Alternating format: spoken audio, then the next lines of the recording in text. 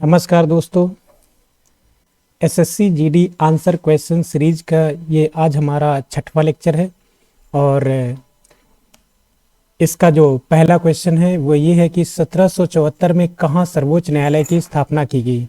अर्थात इसे समझ लेते हैं, इसका हमें बैकग्राउंड भी समझना होगा ताकि ये क्वेश्चन बिल्कुल स्पष्ट हो जाए और इसका आंसर भी बिल्कुल स्पष्ट हो जाए। तो 1773 में ब्रिटेन की संसद में भारत के संबंध में पहला कानून बनाया गया जिसे रेगुलेटिंग एक्ट कहा गया।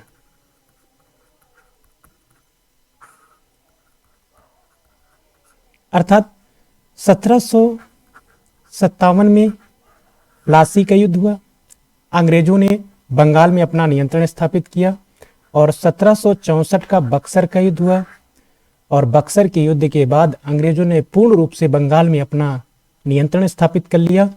और इस दौरान रॉबर्ट क्लाइव की प्रमुख भूमिका थी।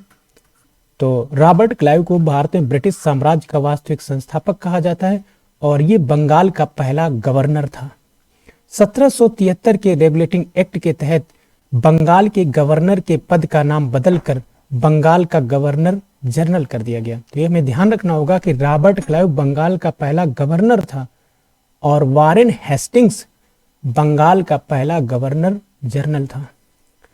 तो अब बंगाल में अंग्रेजों ने अपना प्रभुत्व स्थापित कर लिया और इस संबंध में अब वो बंगाल को कंट्रोल और रेगुलेट करने के लिए, ईस्ट इंडिया को कंट्रोल और रेगुलेट करने के लिए ब्रिटेन की संसद और सरकार ने 1773 में पहला कानून बनाया और इसमें यह प्रावधान किया गया कि कलकत्ता में एक सुप्रीम कोर्ट की स्थापना होगी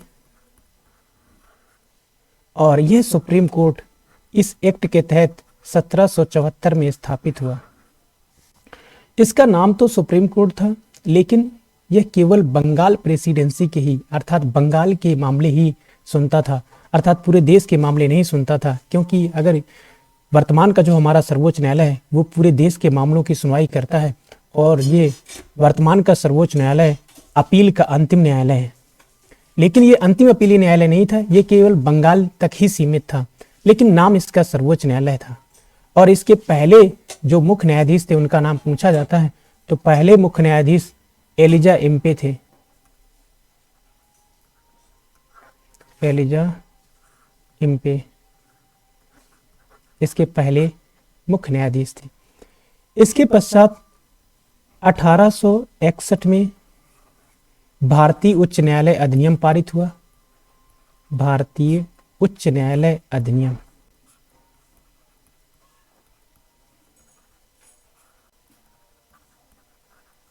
इस अधिनियम के तहत 1862 में भारत में 3 हाई कोर्ट स्थापित किए। पहली बार भारत में हाई कोर्ट स्थापित किए गए। Calcutta high court,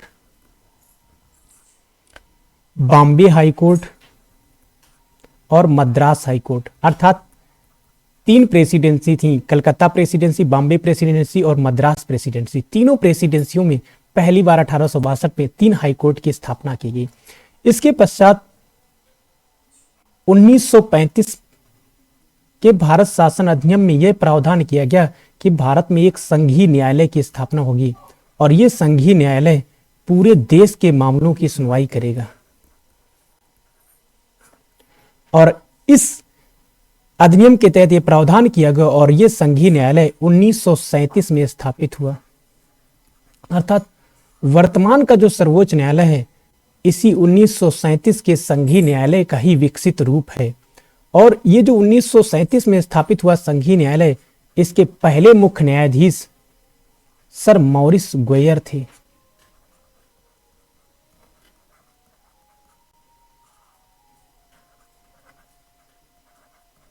sir Morris GoAir इसके पहले मुख्य न्यायाधीश थे। वर्तमान का जो सर्वोच्च न्यायालय है जिसका उल्लेख भारतीय संविधान के आर्टिकल 124 में है, इस सुप्रीम कोर्ट की जो पहली बैठक हुई वो 28 जनवरी 1950 को हुई और इस सर्वोच्च न्यायालय के जो पहले मुख्य न्यायाधीश थे वो एच.जे. कानिया थे।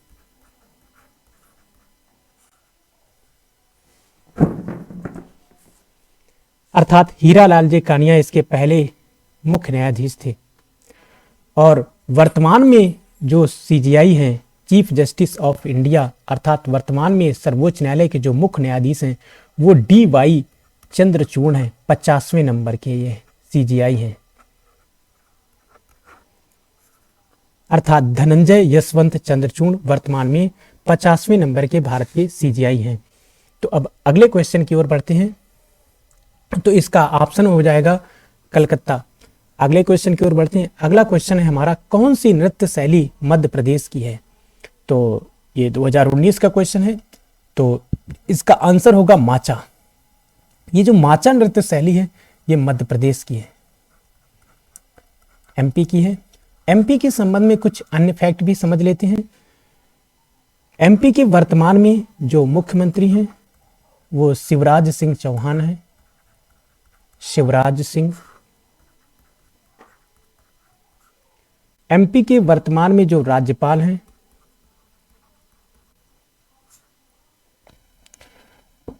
मंगू भाई पटेल हैं।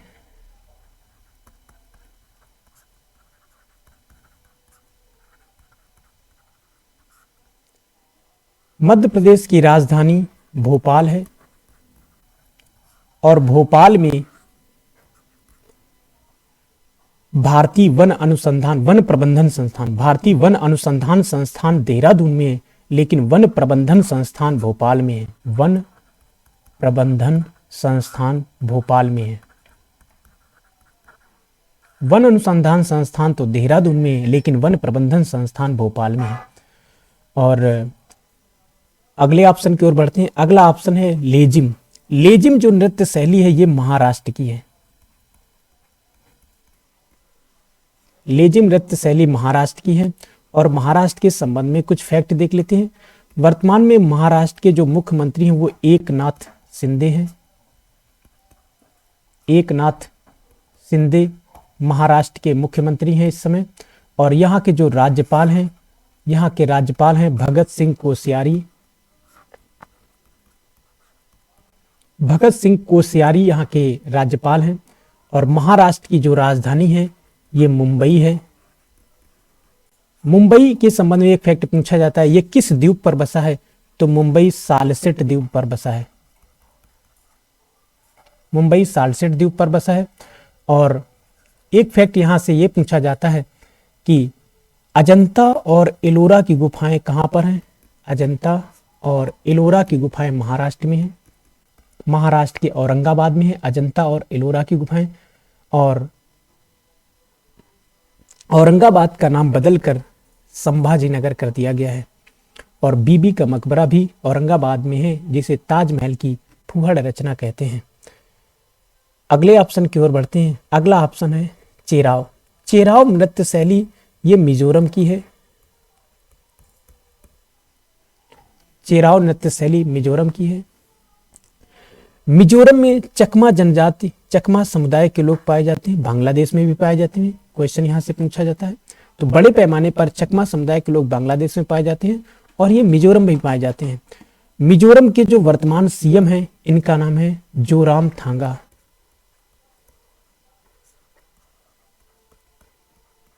जोरामथांगा यहाँ के मुख्यमंत्री हैं। और मिजोरम की जो राजधानी है वो आइजोल है। गरबा के बारे में समझ लेते हैं। गरबा ये जो लोक नृत्य है, नृत्य शैली है, ये गुजरात की है। गुजरात की नृत्य शैली है गरबा। और हाल ही में गुजरात में विधानसभा के चुनाव हुए हैं। गुजरात में विधानसभा की 182 सीटें हैं, इनका चुनाव हुआ है, जिसमें से बीजेपी को बहुमत मिला है। और गुजरात के दोबारा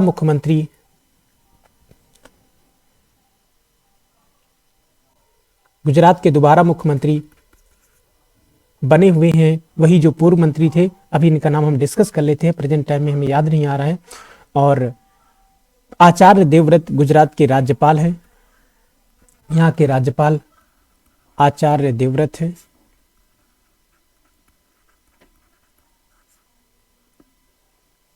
देवव्रत। हाँ, यहाँ के मुख्यमंत्री भूपेंद्र पटेल बने हुए हैं। और अगले क्वेश्चन की ओर बढ़ते हैं। और गुजरात की जो राजधानी है वो गांधीनगर है, ये साबरमती नदी के तट पर है। अहमदाबाद भी साबरमती नदी के तट पर है। और अगला क्वेश्चन है हमारा कि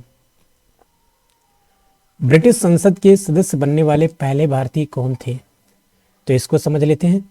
इसमें से जो हमारा पहला ऑप्शन है मौलाना अबुल कलाम आज़ाद। इनके संबंध में एक तारीख याद रखना है, एक दिवस याद रखना है, 11 नवंबर। 11 नवंबर को राष्ट्रीय शिक्षा दिवस मनाते हैं। शिक्षा दिवस। वैसे शिक्षक दिवस 5 सितंबर को मनाते हैं, लेकिन शिक्षा दिवस 11 नवंबर को मनाते हैं। अर्थात मौलाना अबुल कलाम आज़ाद की जयंती को हमारे देश में राष्ट्रीय शिक्षा दिवस के रूप में मनाया जाता है, क्योंकि मौलाना अबुल कलाम आज़ाद स्वतंत्र भारत के पहले शिक्षा मंत्री थे। स्वतंत्र भारत के पहले शिक्षा मंत्री मौलाना अबुल कलाम आज़ाद थे और इनका जन्म 11 नवंबर को हुआ था, इसीलिए 11 नवंबर को राष्ट्रीय शिक्षा दिवस के रूप में मनाया जाता है।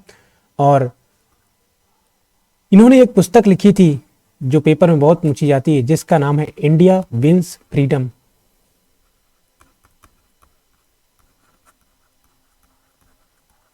इंडिया विंस फ्रीडम के लेखक मौलाना अबुल कलाम आज़ाद थे। अगला ऑप्शन है हमारा दादा भाई नौरोजी। दादा भाई नौरोजी के संबंध में कई फैक्ट पूछे जाते हैं परीक्षाओं में। इसमें से एक फैक्ट ये पूछा जाता है कि grand old man of India किसे कहते हैं? भारत का वयोवृद्ध पुरुष, grand old man of India.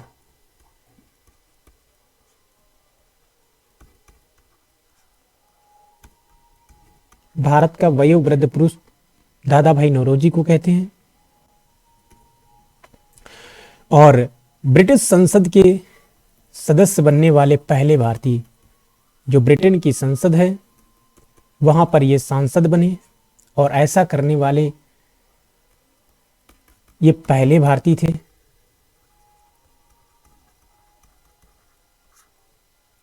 और इनकी एक पुस्तक है poverty and un British rule in India.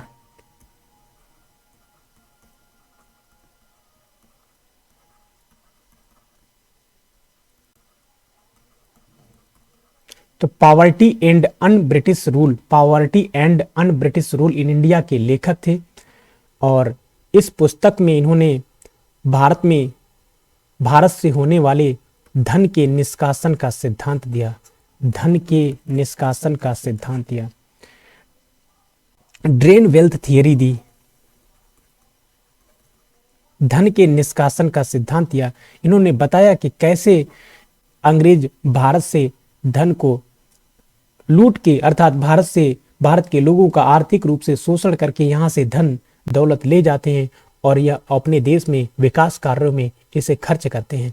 तो इस पुस्तक में इन्होंने धन के निष्कासन के सिद्धांत का उल्लेख किया। और इनके बारे में एक फैक्ट और पूछा जाता है कि भारत में पहली बार राष्ट्रीय आय और प्रति व्यक्ति आय की गणना किसने की? दादा भाई नौरोजी ने। तो इनका हमारे देश के इतिहास में बहुत अहम योगदान है। अब अगला ऑप्शन है, इसे समझ लेते हैं। अगला ऑप्शन है हमारा सत्येंद्र नाथ टैगोर। तो ब्रिटिश शासन काल के दौरान ICS, इंडियन सिविल सर्विस, इस प्रतियोगिता का आयोजन होता था और Satyendra Nath Tagore Indian civil service को ज्वाइन करने वाले, अर्थात इस कंपटीशन को फाइट करने वाले पहले भारतीय थे। तो सत्येंद्र नाथ टैगोर भारत के पहले ICS थे। अगला नाम है भीकाजी कामा, मैडम भीकाजी कामा। 1907 में जर्मनी के स्टुटगार्ट में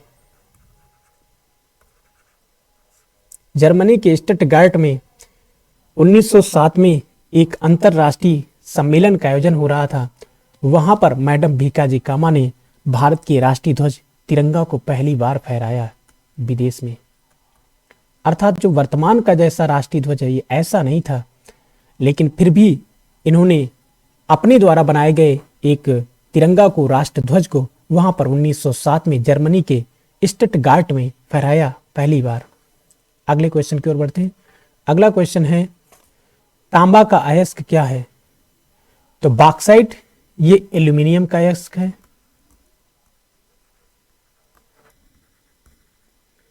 तो एल्यूमिनियम का अयस्क बॉक्साइट है। सिनेबार ये पारा का अयस्क है।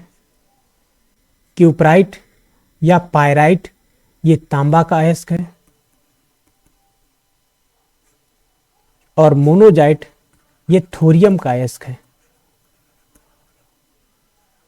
और हाल ही में एसएससी सीजीएल में क्वेश्चन पूछा गया कि थोरियम की खोज किसने की थी? बर्जीलियस ने। अगले क्वेश्चन की ओर बढ़ते हैं। अगला क्वेश्चन है, घनानंद को हराकर किसने भारत में मौर्य साम्राज्य की स्थापना की?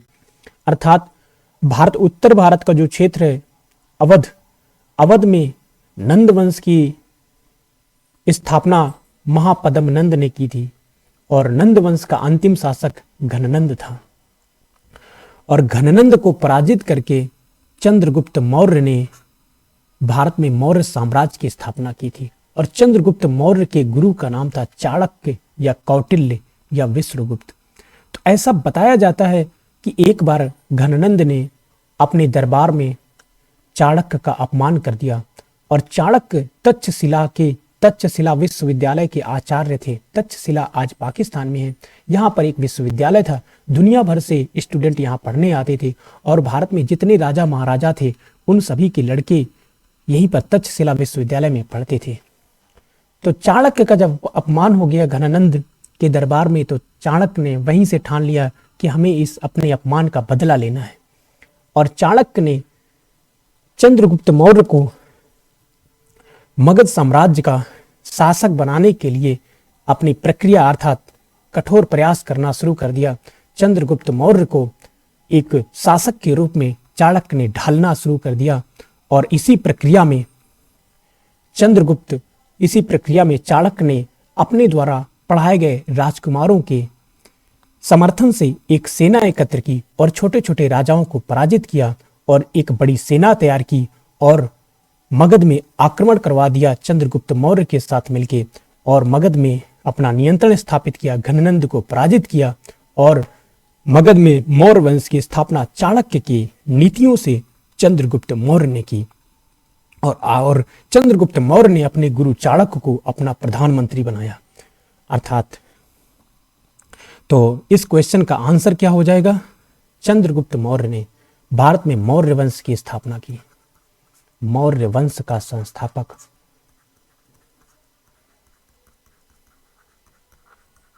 चंद्रगुप्त मौर्य ने भारत में मौर्य वंश की स्थापना की लगभग 322 ईसा पूर्व। भारत में मौर्य वंश, अवध में मौर्य वंश की स्थापना इनके द्वारा की गई। चंद्रगुप्त मौर्य के लड़के का नाम था बिंदुसार।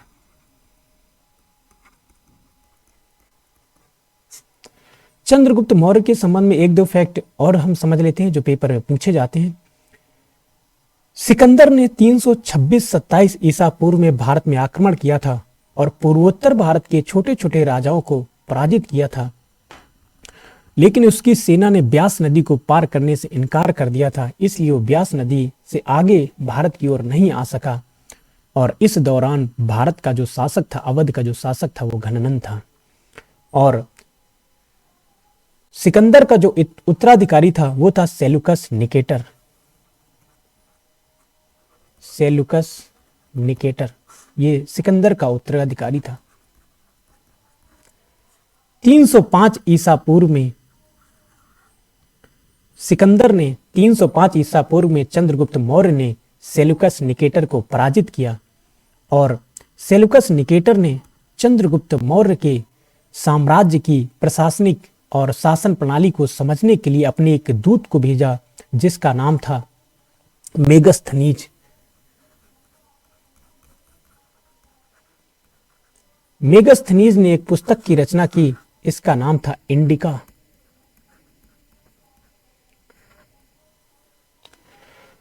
और चंद्रगुप्त मौर्य ने अपने जीवन के अंतिम दिनों में जैन धर्म को अपना लिया।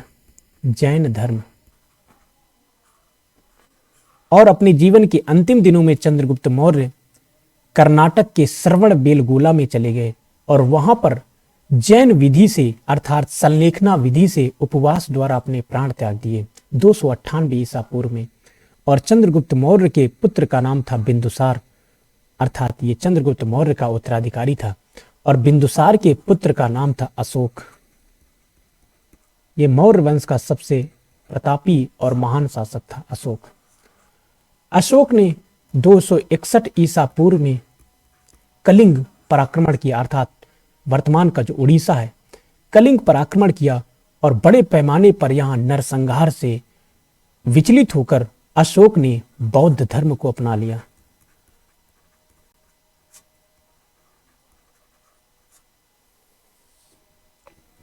अगला ऑप्शन है विष्णुगुप्त। विष्णुगुप्त चाणक्य का ही नाम था। चाणक्य, कौटिल्य, विष्णुगुप्त ये चाणक्य का ही नाम था। अर्थात चाणक्य की नीतियों के दम पर ही चंद्रगुप्त मौर्य ने मौर्य साम्राज्य की स्थापना की। अगले क्वेश्चन की ओर बढ़ते हैं। अगला क्वेश्चन है दादा साहब फाल्के पुरस्कार पाने वाले प्रथम व्यक्ति कौन थे? तो ये जो दादा साहब फाल्के, इनका भारतीय सिनेमा में अहम योगदान रहा। भारतीय सिनेमा में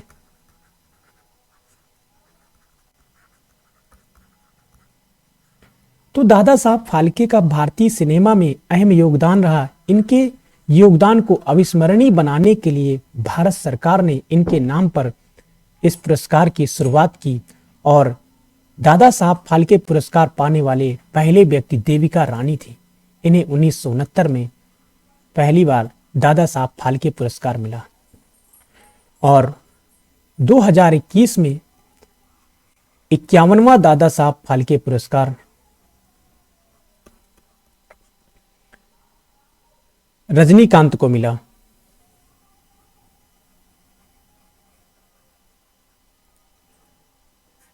– 2021 में 51वां दादा साहब फाल्के पुरस्कार रजनीकांत को मिला। और 2022 में 52वां दादा साहब फाल्के पुरस्कार आशा पारेख को दिया गया है। और वर्तमान में दादा साहब फाल्के पुरस्कार की राशि 10 लाख रुपए है। तो ये भारतीय सिनेमा जगत का सबसे बड़ा पुरस्कार है दादा साहब फाल्के पुरस्कार। इसे याद रखना अच्छे से। अगले क्वेश्चन की ओर बढ़ते हैं। अगला क्वेश्चन है कि दिसंबर 2018 में भारत का विदेशी मुद्रा भंडार कितना था? फॉरेक्स रिजर्व कितना था? ये दिसंबर 2018 अर्थात 2019 का क्वेश्चन है। तो दिसंबर 2018 में भारत के विदेशी मुद्रा भंडार के संबंध में क्वेश्चन पूछा गया था। तो इसका आंसर तो पहला हो जाएगा, लेकिन हमें इतना पुराना विदेशी मुद्रा भंडार नहीं याद रखना है। वर्तमान में भारत का विदेशी मुद्रा भंडार लगभग 550 अरब डॉलर है। ये हर सप्ताह बदलते रहता है। भारत का वर्तमान में विदेशी मुद्रा भंडार 550 अरब डॉलर है। अर्थात भारत सरकार के पास दूसरे देशों की मुद्रा, अर्थात इस समय वर्तमान में 21वीं सदी में ये जो डॉलर है ये अंतरराष्ट्रीय मुद्रा का रूप पा चुका है। तो किस देश की अर्थव्यवस्था कितनी सक्षम है, कितनी पावरफुल है, ये इस बात से पता चल जाता है कि उस देश के पास कितना विदेशी मुद्रा भंडार है।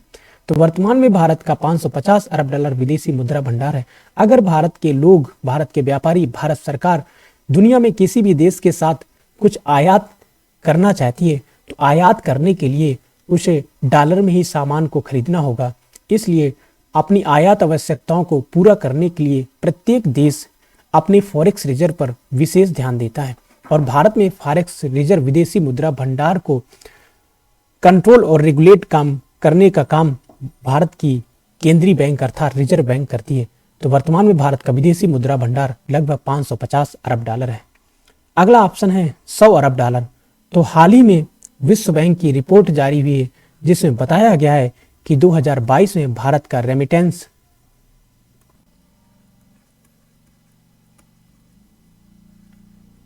$100 अरब हो जाएगा। और दुनिया में ये स्थान भारत का, इस संबंध में दुनिया में भारत का स्थान पहला होगा। अर्थात दुनिया भर में जितने देश रेमिटेंस प्राप्त करते हैं उनमें पहला स्थान भारत का है। अर्थात रेमिटेंस के मामले में भारत का स्थान पहला है। और 2022 में भारत को $100 अरब का रेमिटेंस प्राप्त होगा।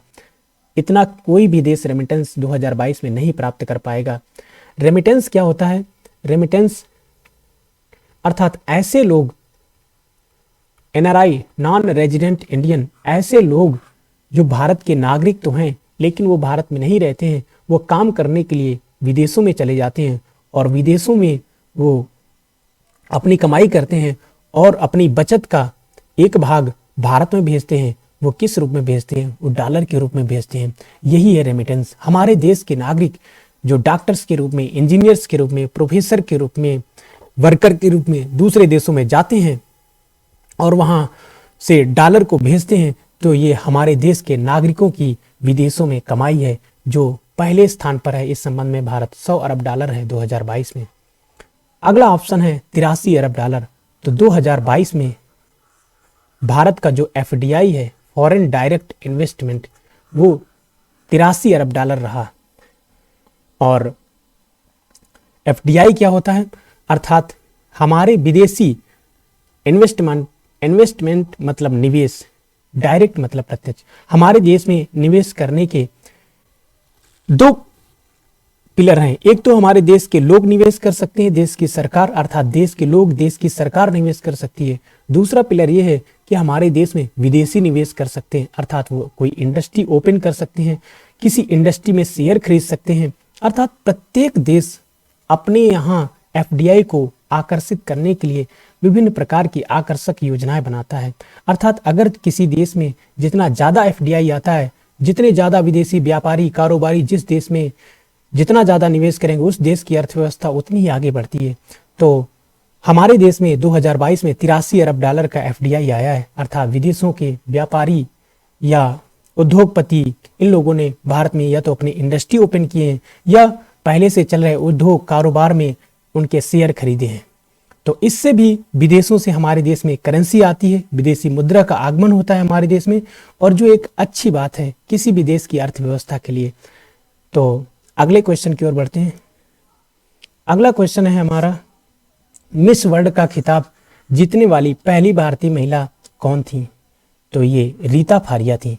मिस वर्ल्ड का खिताब जीतने वाली पहली भारतीय महिला रीता फारिया। अगला ऑप्शन है सुष्मिता सेन। मिस यूनिवर्स का खिताब जीतने वाली पहली भारतीय, मिस यूनिवर्स का खिताब जीतने वाली पहली भारतीय। और रीता फारिया मिस वर्ल्ड का खिताब जीतने वाली पहली भारतीय। और हरनाज संधू 2021 में, ये भारत की हैं, हरनाज संधू चंडीगढ़ से हैं, इन्होंने 2021 में मिस यूनिवर्स का खिताब जीता।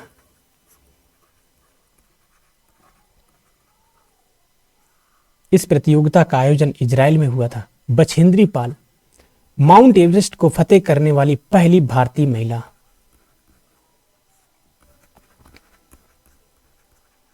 माउंट एवरेस्ट हिमालय की और दुनिया की सबसे ऊंची चोटी माउंट एवरेस्ट, जिसकी ऊंचाई 8,848.86 मीटर है और ये नेपाल में स्थित है। नेपाल में इसे सागर माथा कहते हैं।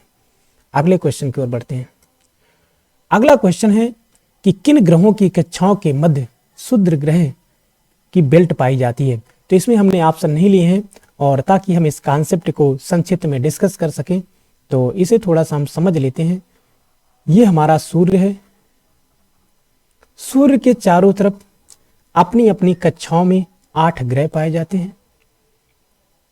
ये बुध है,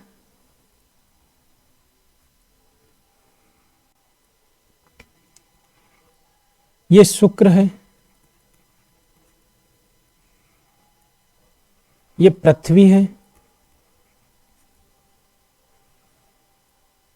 ये मंगल है,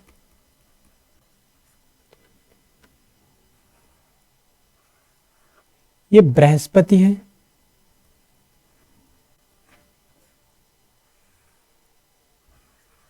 ये शनि है, ये अरुण है और ये वरुण है। अर्थात जो हमारा सौर मंडल है, सोलर सिस्टम है, सौर मंडल, इस सौर मंडल का मुखिया है सूर्य। इस सौर मंडल का मुखिया सूर्य है और सूर्य के चारों तरफ विभिन्न कक्षाओं में ग्रह और उपग्रह चर्चा। सूर्य हमारे सौर मंडल का मुखिया है और सूर्य के चारों तरफ विभिन्न कक्षाओं में ग्रह और उपग्रह परिक्रमा करते हैं। और सूर्य के ये जो सौर मंडल है इसमें 8 ग्रह हैं।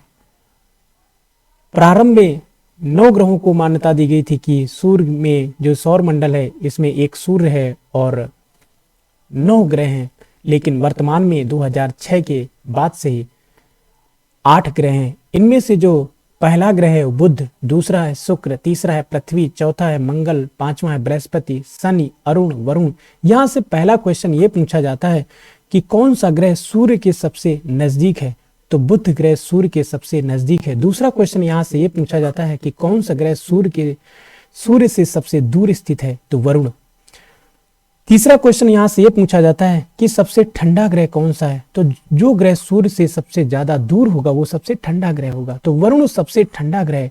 लेकिन अब हमें यहाँ पर कंफ्यूज नहीं होना है कि जो ग्रह सूर्य के सबसे नजदीक होगा तो वो सबसे गर्म होगा। सूर्य के सबसे नजदीक तो बुध है, लेकिन ये सबसे ज्यादा गर्म ग्रह नहीं है। 8 ग्रहों में से सबसे ज्यादा गर्म ग्रह शुक्र ग्रह है, क्योंकि शुक्र के वायुमंडल में कार्बन डाइऑक्साइड की मात्रा ज्यादा है और कार्बन डाइऑक्साइड एक ग्रीन हाउस गैस है जो ऊष्मा को अवशोषित करती है, अर्थात सूर्य से आने वाली हीट को कार्बन डाइऑक्साइड अवशोषित कर लेती है, उसे परावर्तित अर्थात उसे अंतरिक्ष में नहीं जाने देती है। इसलिए शुक्र ग्रह का तापमान सर्वाधिक है। तो सबसे गर्म ग्रह शुक्र है और सबसे ठंडा ग्रह वरुण है।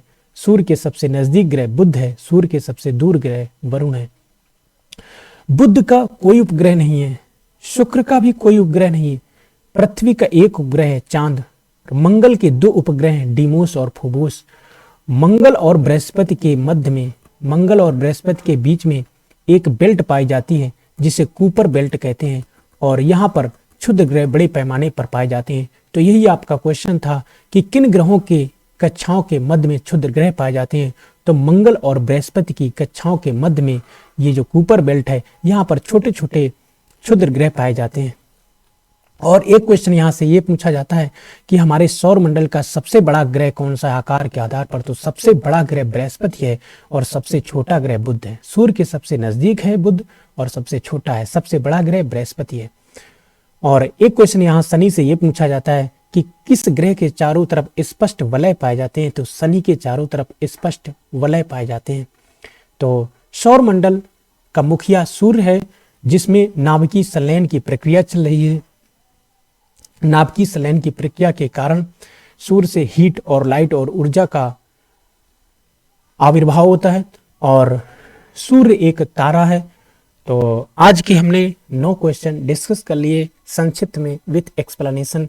Thank you for listening and watching.